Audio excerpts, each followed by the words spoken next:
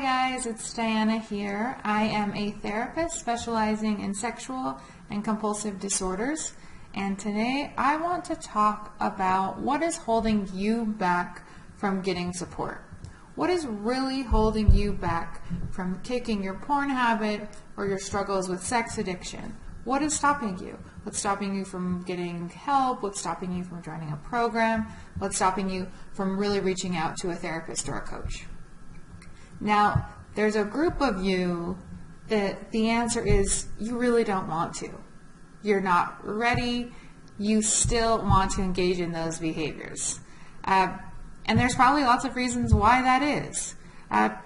People start these behaviors and these habits for a reason, right? Maybe it meets some need you have. Sometimes it's that need for an adrenaline rush or a need for an adventure or a risk-taking kind of behavior.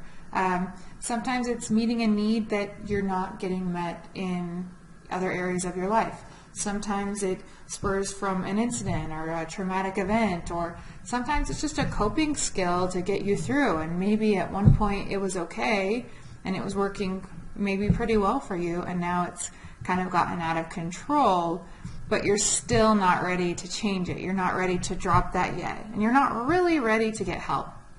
So there's a group of you that that's true for.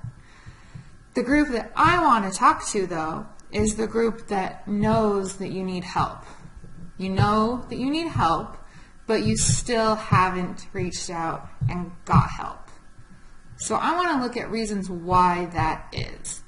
And there's probably a lot of reasons, and if you have some that I don't cover, please add them in the comments or let us know directly. But these are some of the reasons that I come up with, and some of the reasons that I've heard from my clients for why it took them so long to get help, or some of their hesitations. Now, one big one I think is that you really don't want to admit that you have a problem, right? Getting help, it takes admitting, hey, I have a problem and I can't do this on my own. Now, for men in particular, this can be a little bit of an ego blow. That's admitting that you need help outside of yourself, that you can't handle this alone. And for some people, that's really hard, right? And maybe you're really successful in so many other areas of your life, and you can handle really intense things and really big things, and you do them well. And you don't want to admit that this is one area that's out of control and you can't figure it out on your own. That can be really hard to admit, and that's one of the barriers that people find in getting help sometimes. Another one, especially for really busy people who have really successful things going in other areas of their life, is you don't have a lot of time to devote to this.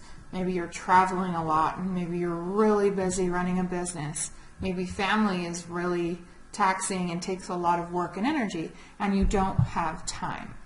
Now, that's a common thing that I hear from people. I also think that it's a little bit of an excuse, because if we really look at it, even for really busy people, if you really, really want to make something happen and it's really that big of a need for you, you can usually find some time to make that work. Now, that doesn't mean that that's easy. That doesn't mean that it doesn't take maybe pulling back on other things. It also doesn't mean that maybe you really don't have time to go to a group, or maybe you don't even have time to go to an in-person therapist. That could be true. But there are other ways of getting help. There are online programs like our program, PornReboot. There's online therapists. JK and I both see clients online and over the phone and remotely, so we can kind of work with people who are really busy like we are. So with all of these things and all of these options in our world today, the time thing isn't as valid, right? You can get help on your own time. But that doesn't mean that's not a real barrier and isn't something that takes real effort to get over. So maybe if that's a barrier for you and it's a real barrier for you, maybe your motivation isn't high enough, or maybe the need that you see or the problem that you see isn't high enough to motivate you to work over that barrier. So that's a big one. The other thing that can really hold people back is that you're scared to have people find out. I mean, I've worked with some men who run really conservative companies, and they don't want the company to find out. They don't want their families to find out. They don't want anyone in their life to know that this is a problem, because that could impact them. That could impact them in other areas of their life. So they don't want to reach out in case that could happen. And they're scared, and they don't maybe know how to go about it in a way that's going to make sure that their secrets are kept secret. That's a big fear for some people, and that's a real barrier. So for that one, I would say make sure you reach out to people who can keep your stuff safe. And any legitimate company should be able to do that. They should be able to keep your information safe. But it still is a risk, and it still is a fear for some people. So that can be a big one as well. Another one is that you don't think that you can be helped. And on the other side of that, a little bit different, maybe you haven't found a company or a person who you believe really can help you. So kind of the two sides to that is, one, you don't believe you can be helped. Maybe you've tried in the past and it hasn't worked. Maybe you feel like there's no way you can get through with this. Maybe you feel like you're kind of too far gone and you can't be helped. That's one barrier. And the other side is maybe you've tried other things and you just don't like them. They don't work for you. Maybe you've tried, kind of 12-step type programs. Maybe you've read books. Maybe you've seen a therapist in the past and it hasn't worked for you. So that can be another barrier, that you really don't believe that you can be helped, or you haven't found the right fit, right? So those are all really significant barriers, and they're real barriers.